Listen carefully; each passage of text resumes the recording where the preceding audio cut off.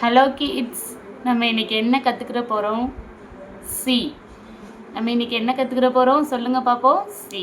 நம்ம ஏற்கனவே என்ன கற்றுக்கிட்டோம் ஒரு தடவை ரீகால் பண்ணிவிட்டு அதுக்கப்புறம் நம்ம சியை கற்றுக்குருவோம். ஓகேவாம்மா? ஃபஸ்ட் நம்ம ஏற்கனவே ஆல்ஃபபெட்ஸில் என்னென்ன லெட்டர் கற்றுக்கிட்டோம் என்னையோட சேர்ந்து சொல்லுங்கள் பார்ப்போம். A and B. சரியா? என்ன கற்றுக்கிட்டோம் மறுபடியும் சொல்லுங்கள். A and B. ஓகேவா? ஏ ஃபஸ்ட்டு எப்படி போடுறது உங்களுக்கு ஏற்கனவே நான் சொல்லி கொடுத்துருக்கேன். ஏன் எப்படி போடுறதுன்னு டிஃப்ரெண்ட் வேலையும் நான் சொல்லி கொடுத்துருக்கேன்.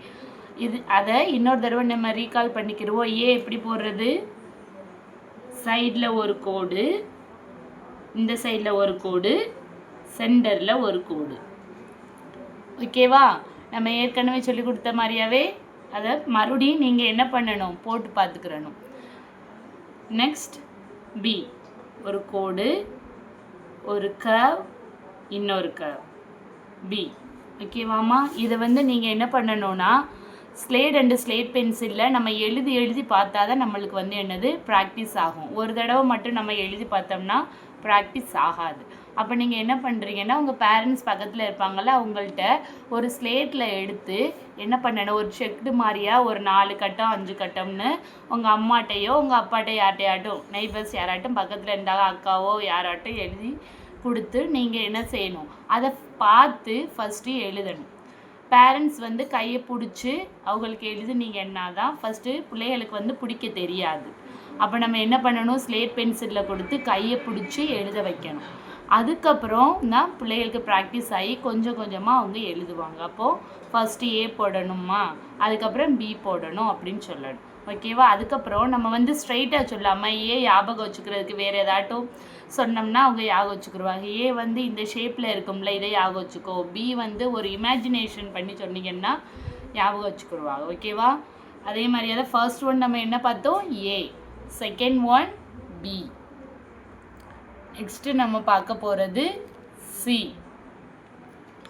நெக்ஸ்ட்டு நம்ம பார்க்க போகிறது என்ன, சி. சி எப்படி போடுறதுன்னு நான் ஏற்கனவே சொல்லி கொடுத்துருக்கேன். இன்னொரு தடவையும் அதே மாதிரியே போட்டு காமிக்கிறேன். ஓகேவா? இது என்னது, சி. சி. சீனா என்னது, இது என்ன ஷேப்பு, நம்ம நிலா இருக்குல்ல நிலாவில் அப்படியே குறைஞ்சிக்கிட்டே போகும் தெரியுமா?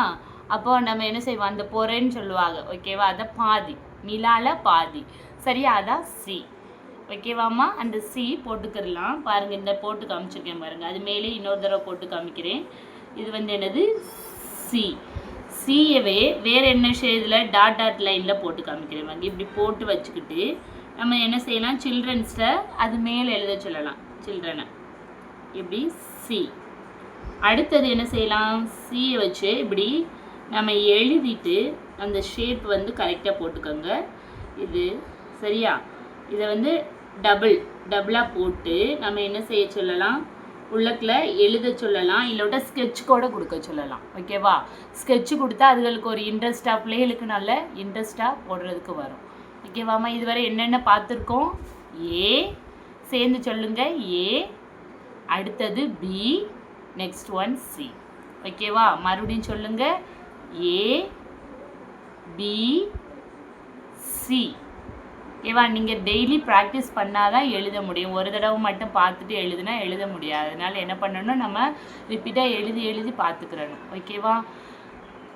பாய். தொடர்ந்து இந்த மாதிரி வீடியோவை பார்க்க நம்ம சேனலை சப்ஸ்கிரைப் பண்ணிக்கோங்க, லைக் பண்ணிக்கோங்க. பாய் பாய் சுட்டீஸ்.